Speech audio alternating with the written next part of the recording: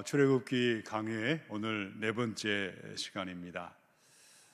지난 시간에는 출애굽기의 간편 구조도에 대해서 제가 하단에 내려가서 이렇게 그림을 그려가면서 설명을 드렸습니다.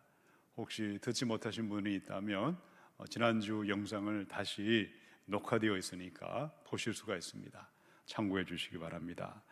여러분, 출애굽기는 총 40장으로 구성이 되어 있습니다. 이 40장까지 되어 있는데 한마디로 말하면 구원에 관한 책이다. 그래서 1장에서 12장까지는 우리 구원의 세 가지 시제 가운데에 바로 첫 번째 칭의에 대해서, 오늘의 구원이 있기 전에 구원의 시작이 있었던 과거의 구원에 대해서 이야기를 하고 있다면, 13장부터 마지막 40장까지는 성화에 대해서 70%의 많은 부분을 할애하고 있다. 그래서 오늘의 구원이 성화의 구원이고, 마지막 주님 앞에 갈 때에 부활의 새 몸을 입고 들어가는 영화의 구원으로 들어가는 것이 우리의 구원의 시제입니다. 출애굽기는 동사가 몇 가지 동사가 있죠? 7가지 동사가 있습니다. 그리고 주제는 5가지 주제가 있습니다. 여러분, 7가지 동사를 다 알고 계시죠? 첫 번째는 뭐죠? 보고, 두 번째는 듣고, 세 번째는 알고. 그 백성의 고통받는 모습을 하나님은 보고 계셨어요. 그들의 부르짖는 소리를 들으셨고요, 그들의 근심을 아셨더라. 보고 듣고 알고. 우리 지난주에 나눈 바로 하나님은 그들을 일부러 고난의 영광로 속으로 집어넣으셔서 막다른 골목으로 몰아가셨어요. 왜 그렇게 하셨을까요? 고난이 없으면 하나님을 찾지 않습니다. 고난이 없으면 사람들은 하나님을 떠나게 되어 있기 때문에 고난의 영광로 속에 집어넣어서 하나님께 부르짖도록 만드셨다. 자, 그래서 그 다음에 두 번째 주제가 오늘 나눌 말씀이죠. 3장부터 몇 장까지죠?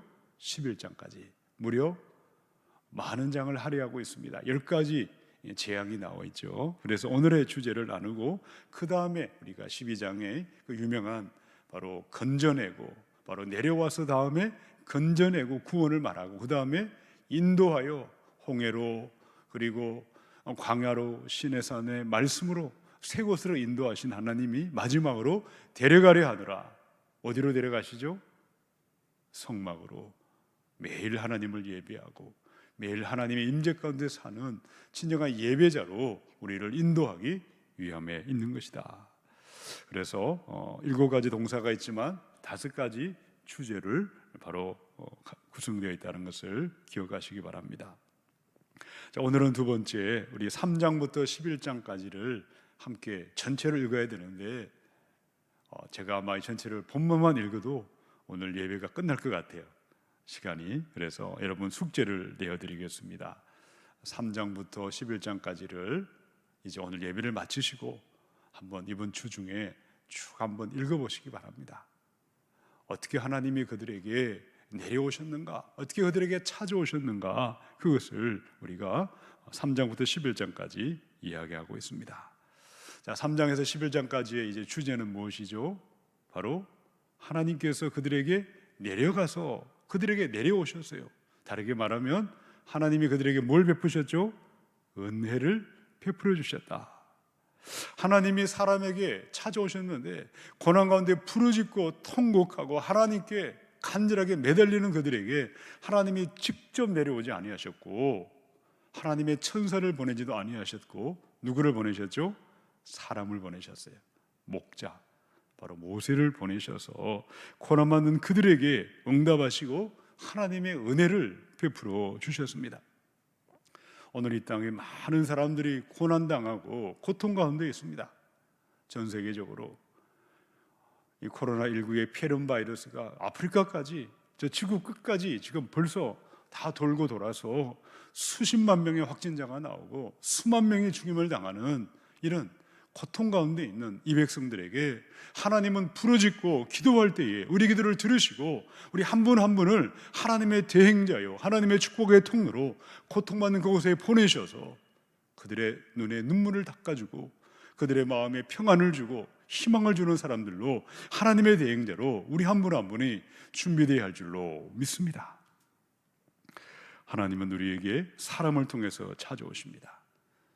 여러분의 삶에 정말 하나님의 은혜가 임했던 그 누군가가 있었다면 어떤 만남이 있었는지를 한번 생각해 보시기 바랍니다. 그 특별한 만남, 그분을 만났기 때문에 하나님의 은혜가 나의 삶에 임하였고 오늘도 믿음을 지키고 있는 그 누군가와 소중한 만남을 한번 기억해 보시기 바랍니다. 말씀을 준비하다가 나의 삶 가운데에 정말 하나님을 알게 하고 하나님의 은혜를 내가 붙들게 했던 그런 사람이 있었다면 어떤 사람이 있을까 곰곰이 생각하다가 무심코 잊고 지냈던 한 분이 생각이 났습니다. 대학교 1학년 때에 CCC의 간사님으로 계시던 서세용이라는 간사님을 그동안 잊고 지냈던 것을 생각하게 되었습니다. 원래 간사님은 제가 잘 알지 못하는 분이셨어요. 서울에서 대학을 다니다가 여름이나 겨울 방학이 되면 이제 시골로 내려갔습니다. 그때 그 마을에 그 지역에 있던 대학의 캠퍼스를 섬기시던 우리 간사님이셨고 노총각에 계셨어요. 혼자 사신 분이셨는데 제가 갈 때마다 그분이 저를 얼마나 사랑으로 대해주시고 정말 몸둘 바를 모를 정도로 극찬의 말씀을 해주셨던 그분이 지금도 생각이 납니다. 그걸 특별하게 하신 것이 없고 너는 하나님의 사랑을 받는 사람이고 하나님은 너와 함께 하시고 하나님이 너를 통해 사용하실 것이고 너는 특별한 사람이라는 것을 그야말로 몸둘 바를 모를 정도로 만날 때마다 저를 축복하셨던 그분이 지금도 생각이 났습니다. 처음에는 그 말을 믿지도 않았고 저희 귀에 들어오지도 않았습니다.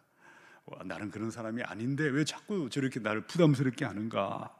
근데 만날 때마다 축복해 주시고 격려해 주시고 용기를 주시던 우리 간사님, 얼마 후에 하나님의 부름을 받으셨습니다. 심장마비로 세상을 떠나게 되셨는데 그분의 마지막 장례식에서 무덤을 하관할 때 그때의 그 시간이 생각이 났습니다. 그 광경들 지금도 생생합니다. 믿음의 형제들이 사랑하는 간사님의 죽음 앞에서 죽음을 두려워하지 않고 부활의 주님을 바라보고 힘차게 찬양하며 우리의 남은 생명을 우리 간사님처럼 주님을 위해 바치고 하나님의 나라를 위해서 우리도 살겠다고 눈물로 땅에 묻어드렸던 그날이 생각이 났습니다. 그 누군가 소중한 한 사람 한 사람이 있었기 때문에 그 만남을 통해서 우리는 세상을 바라보던 사람들이 하나님을 향하게 되었고 점점 주님의 은혜를 깨닫고 주님의 바로 은혜 가운데 지금도 거하고 있는 것입니다. 이처럼 우리 만남 가운데는 축복의 만남이 있습니다. 하나님의 은혜가 사람을 통해서 지금도 우리에게 임하게 하시는데 그 소중한 만남이 있죠. 근데 반대로 어떤 만남이 있을까요? 차라리 그 사람을 만나지 않았으면 얼마나 좋았을까? 그런 만남도 있죠. 비극적인 만남, 고통스러운 만남도 우리는 떠올릴 수 있습니다. 여러분, 인생은 정의를 내리면 인생은 무엇일까요? 만남. 인생은 만남입니다. 좋은 만남. 만남이 좋았으면 행복한 인생의 길을 걸어가는 것이고, 만남이 잘못되면, 잘못된 만남을 가지게 되면 인생이 불행의 길로 수렁으로 한순간에 떨어지는 것입니다. 오늘 저와 여러분을 그리스도인으로 하나님의 사람으로 인도했던 그 수많은 만남 가운데에 그 소중한 만남들, 특별한 만남들을 떠올려 보시기 바랍니다. 마찬가지입니다.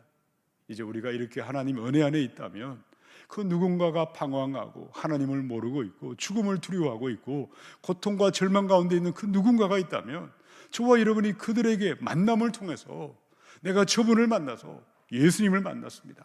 내가 저분을 만나서 삶의 목적을 깨닫게 되었습니다. 내가 저분 때문에 왜 살아야 하는지 이유를 알게 되었고 부활의 영광을 깨닫게 되었다는 은혜를 우리 삶을 통해서 흘려보내는 축복의 만남을 흘려보내는 하나님의 대행자요 왕같은 제사장이요 하나님의 친구와 같은 축복의 사람이 되어야 할 줄로 믿습니다. 특별히 지금은 어려운 시기를 보내고 있습니다. 이런 코로나19 폐렴 바이러스로 인해서 마음껏 예배할 수 없는 상황 가운데 바로 저와 여러분이 그런 만남, 그런 하나님의 은혜를 흘려보내는 사람이 되어야 하겠습니다. 굳이 그 사람을 만나지 않아도 좋습니다. 기도의 골방에서 매일 부르짖는, 내가 기도하는 암흑의 그 사람을 위해서 기도하는 것으로부터 은혜는 시작되는 것입니다.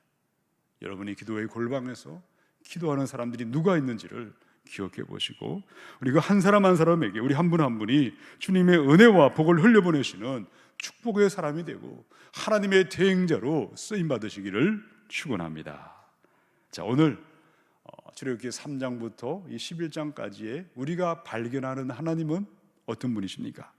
하나님은 은혜를 베푸시는 하나님이신데, 사람을 통해서 그 옛날 이스라엘 백성을 목자 모세를 준비하셔서 모세를 통해 은혜를 베푸신 하나님, 21세기 먼저 예수 믿은 저와 여러분을 통해서 우리 가정의 자녀들, 내 직장의 동료들, 내 이웃에 있는 수많은 사람들, 교회 안에 방황하는 사람들에게 은혜를 흘려보내시는 축복의 사람, 형통의 사람이 되어야 할 줄로 믿습니다. 그런데 하나님은 아무나 함부로 사람을 사용하지 아니하십니다. 아무를 통해서도, 어떤 사람을 통해서도 은혜를 베푸시는 것이 아니라 반드시 준비된 사람, 하나님의 얼굴, 하나님의 대행자로 훈련된 사람을 준비하신 다음에 그 사람을 사용하는 것입니다. 그러면 하나님께서 왜 직접 내려오시든지 천사를 보내지 아니하시고 왜 사람을 보내실까요? 요한복음에 지난주에 말씀드린 것처럼 가나의 혼인잔치에서 가장 기묘한 포도주가 떨어졌을 때에 예수께서 하인들에게 하신 말씀이 무엇입니까? 바로 아구까지 물을 채우라. 그런데 그 말을 듣고 물떠온 하인들이 있었어요. 이해되지 않고 정말 도저히 납득이 되지 않지만 주님이 명령하시니 말씀하신 대로 순종했던 그들에게는 순종한 그 사람들만이 아는 신령한 기쁨, 하늘의 기쁨을 맛보는 것이고, 하나님 나라의 위대한 상급을 그들에게 주시기 위해서 하나님 우리를 순종하는 사람, 은혜의 통로로 불러주시는 것입니다. 순종은 해본 사람들만이 순종하는 것입니다. 그래서 우리의 순종은 점점 온전한 순종으로 자라가고 하늘의 신령한 기쁨을 맛보게 하시고 하늘의 상급을 부어주기 위해서 우리 사람을 하나님 택하시고 사람을 들어 사용하시는데, 자, 그 옛날 모세를 준비하신 하나님이 어떻게 모세를 준비했을까요? 자, 우리 출애굽기 2장을 1절부터 3절까지를 제가 미리 미처 자막을 준비하지 못했는데요, 여러분 성경책 다 가지고 계시죠? 2장 1절부터 3절까지를 한번 보겠습니다. 제가 읽어드릴게요. 레위 가족 중 한 사람이 가서 레위 여자에게 장가들어 그 여자가 임신하여 아들을 낳으니 그가 잘생긴 것을 보고 석 달 동안 그를 숨겼으나 더 숨길 수 없게 되매 그를 위하여 갈대 상자를 가져다가 역청과 나무 진을 칠하고 아기를 거기 담아 나일 강가 갈대 사이에 두고, 그럼 태어나자마자 갈대 상자에 담겨져서 나일 강에 버려진 그 아이는 누구였습니까? 모세였죠. 모세의 이름 자체가 물에서 건져냈다, 그런 뜻이잖아요. 그럼 모세가 어떻게 준비가 되었을까요? 모세는 바로 아므람이라는 한 남자 청년과 요게벳이라는 한 여자, 둘 다 레위 사람이었어요. 하나님을 경외하는 레위 족속이 이방 여인, 애굽 여인을 만난 것이 아니고 레위 족속 가운데 한 여자를 만나서 믿음의 형제 자매들이 만남을 통해서 믿음의 결혼을 하고 믿음의 가정을 통해서 믿음의 부모를 통하여 바로 모세를, 하나님은 하나님의 대행자를, 은혜 베풀 사람을 준비해 주셨다는 것입니다. 여러분, 모세는 어떤 사람이었습니까? 애굽에 고통받던 그 백성의 희망이었습니다. 그 백성들의 마음을 하나님께로 돌이키게 했던 위대한 사명자여 목자였는데, 그가 어떻게 준비하게 하셨는가? 모세의 첫 출발은 오래전에, 그가 태어나기도 전부터 바로 한 남자와 한 여자, 믿음의 남자 여자가 믿음의 결혼과 믿음의 가정을 통해서, 믿음의 가정의 성장함을 통해서 모세를 준비하셨어요. 놀랍지 않으십니까? 우리는 겨우 5년, 10년 후를 준비하지만 하나님은 수십 년 전에, 수백 년 전에 주의 종들을 미리미리 준비하시는 분이시다. 자, 히브리 기자는 이 모세의 부모의 믿음을 칭찬하고 있죠. 히브리 11장 23절을 제가 읽어드리겠습니다. 믿음으로 모세가 낳았을 때에 그 부모가 아름다운 아이임을 보고 석 달 동안 숨겨 왕의 명령을 무서워하지 아니하였으며. 수많은 믿음의 위인들의 이름이 쭉쭉쭉쭉 나오다가 그 수많은 믿음의 반열 가운데 들어가 있는 사람이 누구였다고요? 모세 이전에 모세의 아버지와 어머니 아므람과 요게벳의 이름, 믿음으로 모세가 낳았을 때에 부모는 바로 믿음을 가지고 아이를 숨겼고 왕의 명령을 무서워하지 아니하였다. 그들은 하나님의 택한 민족 아브라함을 통해서 온 땅에 복이 되게 하겠다는 약속의 말씀을 믿었던 사람들이었고요, 두려움이 없는 인간의 권력인 바로왕을 두려워하지 않는 담대한 믿음의 사람이었고, 이 부부가 합력하여 이 아이를 갈대 상자에 넣어서 나일강에 그렇게 가져다 놓았던, 그것도 부모가 협력해서 기도하며 준비하지 않았을까요? 남자가 원했지만 여자가 원하지 않고 이렇게 서로 마음이 맞지 않았다면 아마 그 일은 하지 못했을 것입니다. 믿음의 가정에서 준비된 것입니다. 며칠 전에 막내 고1 아이가 갑자기 저에게 찾아와서 질문을 했습니다. 큐티를 하다가 궁금해서 물어본다고 하는데, 하나님이 왜 가난한 여자들과 결혼하지 못하게 했습니까? 하고 물어보더라고요. 네가 이제 커서 언젠가 결혼하지 않겠느냐? 자, 결혼해서 네가 한 가정을 이뤘다고 생각해보자. 주일이 되면 너는 어떻게 할 거니? 너는 교회 가지 않니? 교회 가서 예배 드리지 않겠느냐? 자, 그런데 네가 결혼한 그 여자가 주일날, 이 좋은 날 왜 교회 가야 하느냐? 놀러 가자. 심지어 절에 가자. 그러면 너는 어떻게 하겠니? 심지어 그 와이프만이 아니라 그 집안 사람까지 다 그렇게 한다면 하루 이틀도 아니고 한들 두 달도 아니고 10년, 20년 동안 그런 관계 가운데 산다면 너는 어떻게 무엇을 선택하겠느냐? 얼마나 힘들겠느냐? 그랬더니만 끄덕끄덕하고 방으로 들어가더라고요. 여러분, 히브리 11장에 이 모세의 부모는 바로 신앙의 믿음의 가정에서 믿음의 자녀를 믿음으로 양육했던 것으로 하나님의 칭찬을 받고 믿음의 상급으로 들어갔음을 기록하고 있습니다. 비록 바로의 공주의 아들이라는 신분 가운데 들어가게 되었지만 믿음의 부모가 신앙의 교육으로 이 모세를 양육했습니다. 모세가 자라났을 때 어떤 청년으로 자라났을까요?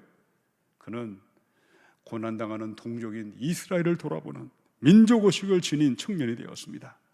눈에 보이는 물질의 풍요만이 아니라 하나님의 진정한 축복의 영적인 축복을 소중하게 생각하던 청년으로 자라났고요, 입에 풀칠하기 위해 사는 것이 아니라 예수 그리스도를 위하여, 하나님을 위하여 살고자 하는 사명의식을 가진 청년이 되었습니다.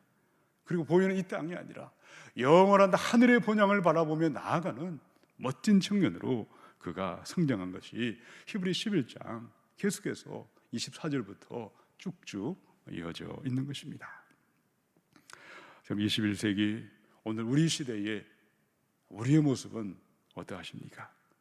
여러분이 다 자녀가 있지 않습니까?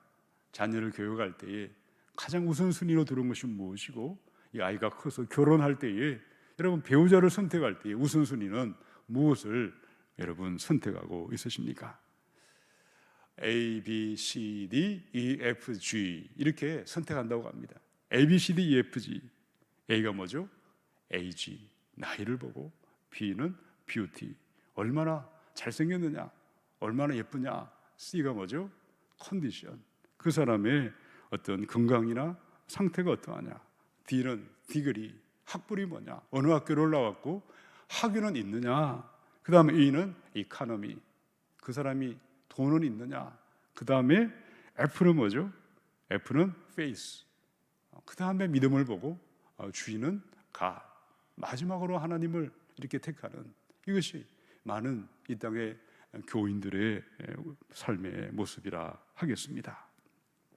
이런 모세를 준비시킨 하나님을 통해서 우리가 자녀를 기르고 있는 우리의 믿음이 어떠한지를 돌아봐야 하겠습니다. 우리가 하나님 중심, 믿음 중심으로 바른 가치관으로 자녀를 양육하지 아니할 때에, 믿음의 결혼을 할 수 있도록 기도로 준비하지 아니할 때에 우리 자녀들은 세속의 가치관을 따라가게 되어 있지 않겠습니까?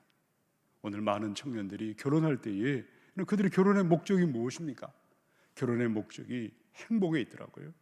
또 행복해지기 위해서 여기서 모든 문제가 발생하는 것입니다. 결혼의 목적은 행복에 있는 것이 아니라 거룩과 성결에 있습니다. 거룩과 성결의 가정이 되면 저절로 행복은 찾아오게 되어 있습니다. 그런데 행복만을 위해서 결혼하게 되면 나중에는 행복을 위한 조건이 사라져버리면, 행복하지 않다 생각하게 되면 이혼하든지 탈선하든지 범죄하는 그런 가정들이 되고 말지 않겠습니까? 믿음의 자녀들, 바로 믿음의 사람으로 양육하고 믿음의 결혼을 하고 믿음의 가정을 이루어서 바로 여기서부터 하나님은 은혜를 베푸시는 위대한 주의 종들을, 목자들을, 하나님의 사명자들을 준비한다는 것을 기억하시기 바랍니다. 예외는 있겠지만 대부분 이런 준비된 믿음의 가정을 통해서 신실한 사무엘과 같고 모세와 같고 하나님 신실한 종들을 통해서 이 땅에 하나님의 대행자여 은혜를 베푸시는 사람으로 준비하시는 줄로 믿습니다. 우리 자녀들 믿음의 결혼을 할 수 있도록, 믿음의 가정을 이룰 수 있도록 미리미리 기도로 준비하시고, 그리하여 이 땅에 축복의 통로로 우리 자녀들을 세워갈 수 있기를 축원합니다. 사도행전의 7장을 제가 읽어드리겠습니다.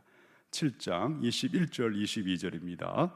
버려진 후에 바로의 딸이 그를 데려다가 자기 아들로 기름에 모세가 애굽 사람의 모든 지혜를 배워 그의 말과 하는 일들이 능하더라.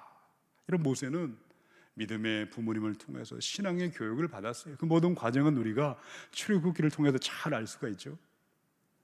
갈대상자에 아이를 이렇게 숨겨놨는데 바로 바로의 공주가 목욕할 때에 바로 모세의 누이 미리암이 달려가서 자기 어머니 모세의 친어머니를 바로 젖을 먹이는 유모로 소개를 합니다. 그래서 바로 애굽의 양육비를 받아가면서 그 적들의 한복판에서 믿음의 사람을 양육했는데, 모세는 믿음의 교육만이 아니라 세상의 학문과 지식과 이를 통해서 유능한 사람으로 능하더라라는 말 그대로 바로 유능한 사람으로 그런 세상의 학문을 통해서 지식을 통해서 준비된 사람이었습니다. 그런데 40세 된 모세, 하나님 그를 들어 하나님의 대행자요 하나님의 은혜를 흘려보내는 사람으로 서실 수가 없으셨어요. 그래서 40세 된 모세를 위해서 하나님이 준비한 것은 무엇이었습니까? 광야였습니다. 미디안 광야를 준비하셨어요. 왜 모세가 그 황금 같은 40년의 시간들, 40세에서 80세까지 그 인생의 황금기를 왜 그 미디안 광야에 가도 가도 끝이 없는 하늘에 구름밖에 없는 메마른 광야에서 왜 어떻게 인생을 허비하지 않았을까, 허송세월하지 않았을까, 우리는 생각할 수 있습니다. 그런데 이 40세 된 모세가 하나님의 목자로 준비되기 위해서 하나님은 하나님의 광야 학교를 준비하신 것입니다. 이런 모세가 자신감이 충만하고 혈기가 대단한 그 모세가 그때에 40세의 나이에 지도자로 목자로 부름을 받았다면 이스라엘 백성을 광야로 인도했을 때에 어떻게 했을까요? 원망하고 불평하던 백성들과 다투고 같이 원망하고 같이 불평하고 같이 싸우다가 혈기 부리다가 아마 그들을 광야에서 모조리 아마 때려 죽이지 않았을까, 그런 생각이 듭니다. 자, 외적인 모습은 이미 준비되어 있었지만 그의 내면의 모습, 겸손하고 낮아진 모습, 하나님만 바라보는 그 모습으로 준비하기 위해서 강제로 들어간 것이 바로 고난의 용광로였던 광야로 모세를 보내셨습니다. 모세의 인생은 3단계로 나눌 수가 있죠. 120년을 살았는데요, 40세까지 첫 번째 40년 바로 그는 세상의 경영과 리더십과 학문을 배웠습니다. 바로의 궁궐에서 내가 정말 특출하고 대단한 사람이라는 자신감으로 충만했지만 두 번째 40년 40세에서 80세까지 그는 미디안 광야에서 어떤 훈련을 받았을까요? 자기를 내려놓는 훈련, 자기를 부인하는 훈련, 나는 아무것도 아니라는 것을 철저하게 뼛속 깊이 느끼게 했던 두 번째 40년을 보냈습니다. 여러분, 세상의 어떤 학벌이라든지 세상의 이력이라든지 세상의 자질만 가지고는 주의 일을 하고 싶어도 할 수가 없는 것입니다. 광야에서 철저하게 버려지는 경험을 해야 됩니다. 나홀로 외롭게 지내며 하나님만을 바라보는 광야의 훈련, 자기를 부인하는 훈련, 이를 통해서 우리 속에 교만을 뿌리채, 송두리째 뽑아내셔야 합니다. 철저하게 자기를 낮추는 겸손의 사람으로 다듬어가는 광야가 있을 때에 그제야 비로소 80세 된 모세가 그 80세의 그 나이에 그 백성을 인도하는 하나님의 은혜를 베푸는 목자요 하나님의 대행자로 그 백성에게 나타나게 하신 것입니다. 어떤 사람도 나는 예외라고 말할 사람은 한 사람도 없습니다. 누구도 광야를 제대로 통과하지 않고는 주님의 사명자요 하나님의 은혜의 통로로 쓰임받을 수가 없음을 기억하시기 바랍니다. 광야의 훈련을 바르게 받은 사람들은 인기에 연연해하지 않습니다. 인기보다 인격을 더 소중하게 생각합니다. 성공보다 성품을 더 귀하게 여기는 것입니다.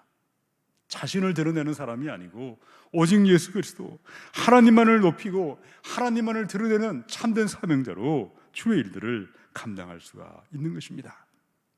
자, 그 세 번째 40년, 이 80세 된 모세, 이 광야 연단을 통과한 모세를 통해서 하나님은 은혜의 통로요 하나님의 대행자로 사용하셨습니다. 지금 저와 여러분은 어떤 단계를 통과하고 있습니까? 대부분 광야길을 걸어가고 있다 하겠습니다. 이 광야, 우리 혈기를 꺾는 것입니다. 주님 의지하지 않고 나의 교만을 가지고 살아가는 것을 꺾지 아니하면 우리 광야는 끝이 나지 않습니다. 죽도록 고생만 하다가 실컷 두들겨 맞다가 끝날 수도 있는 것입니다. 그런데 나만 고생하는 것이 아니라 그런 사람이 지도자 노릇하고 그런 사람이 목자가 되어 있으면 그 공동체와 그 교회는 얼마나 불쌍하겠습니까? 그 자리에 있지 말아야 될 사람이 그 자리에 있을 때에 그야말로 차라리 없는 것이 난 그런 일들이 일어날 수밖에 없지 않겠습니까? 필리핀에 에스트라다라는 대통령이 있었습니다. 이 대통령은 국민 배우였습니다. 그의 인기는 하늘을 찔렀다고 합니다. 그런데 대통령이 된 다음에 만 2년 만에 하야하고 말았습니다. 능력도 있었고 인간적인 매력도 있었지만 그런 정직한 성품이 없었습니다. 진실함이 없었습니다. 결국 광야가 없던 그의 삶이 어느 날 대통령의 자리에 앉았지만 자기도 힘들고 수많은 국민들을 도탄에 빠뜨렸던 그런 인생이 되어 말았던 것입니다.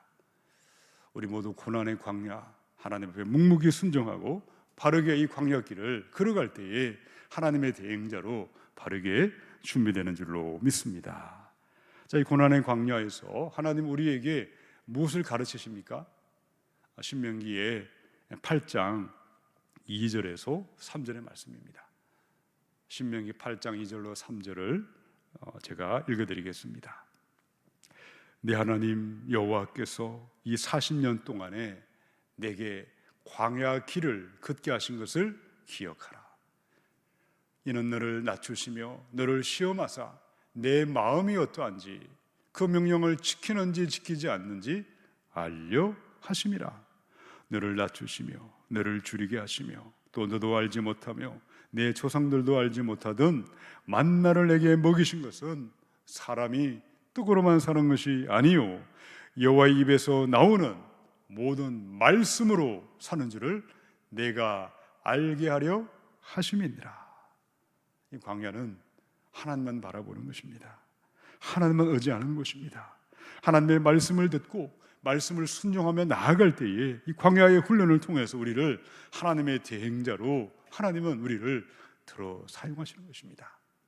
이런 모세가 이 광야길을 걸어갈 때에 그 미디안 광야에서 하나님을 바라보고 하나님의 말씀만을 따라가는 사람으로 그를 먼저 준비시켰습니다.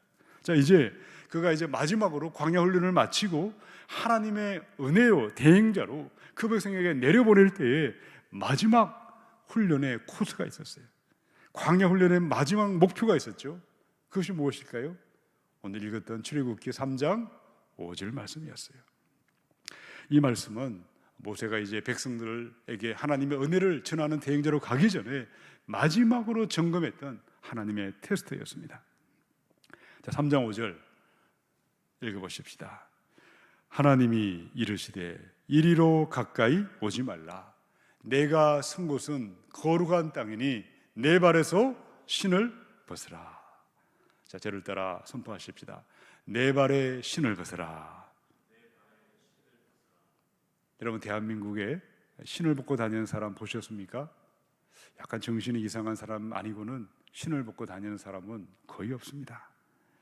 대부분 다 신을 신고 다니죠. 보통 신을 신는 게 아니에요. 수십만 원짜리 아주 고급 신발을 신고 다닙니다. 그래서 신발의 원래 용도는 추위와 더위와 또 더러움과 위험으로부터 우리 발을 보호하기 위해서 신발을 신는데, 지금은 멋을 부리기 위해서 이렇게 패션의 완성으로 신발을 신는 사람도 많습니다. 자, 그런데 여러분, 지금도 아프리카에 많은 사람들은 신발 없이 맨발로 걸어 다니고 있습니다.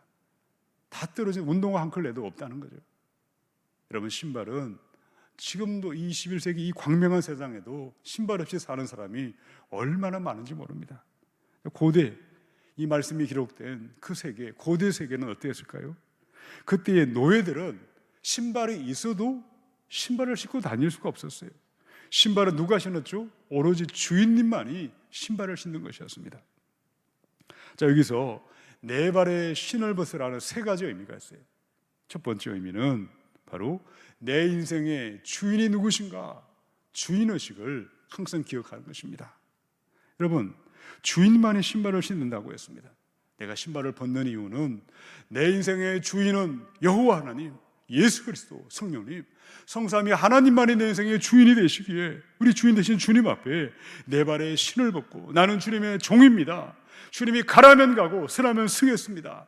말씀대로 순종하기 위하여 종으로 복종하기 위해서 신을 벗는 것입니다. 주인의식입니다. 두 번째는요, 바로 때보는 세상에 신을 벗는 바로 성결의 의식을 이야기하고 있습니다. 우리 신발이 이 세상의 먼지와 가장 밀접하게 가장 가까이 붙어 있는 것이 신발입니다.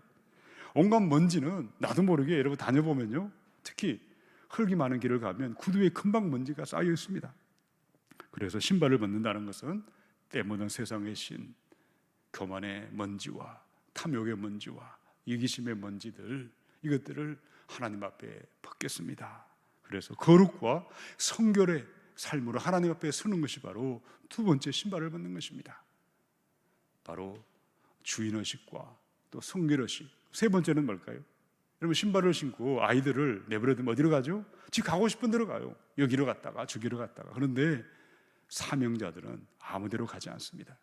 이 짧은 시간 생명 살리는 일, 하나님의 대행자로 하나님이 보내시는 곳에 기도하며 하나님의 은혜를 전하는 통로로 그곳으로 사명자로 들어가는 것입니다. 그것이 바로 사명의 신을 신는 사명의식입니다. 신발을 신고 돈 벌러 이곳저곳 다니는 것이 아니라, 놀러 다니는 것이 아니라, 주님이 가라는 그곳에 지금 나를 기다리고 있는, 은혜를 기다리고 있는 그 사람에게 은혜의 대행자로 사명자로 가는 이 세 번째 사명의식을 우리에게 가르치기 위해서 모세에게 내 발에 신을 벗으라고 말씀하셨습니다.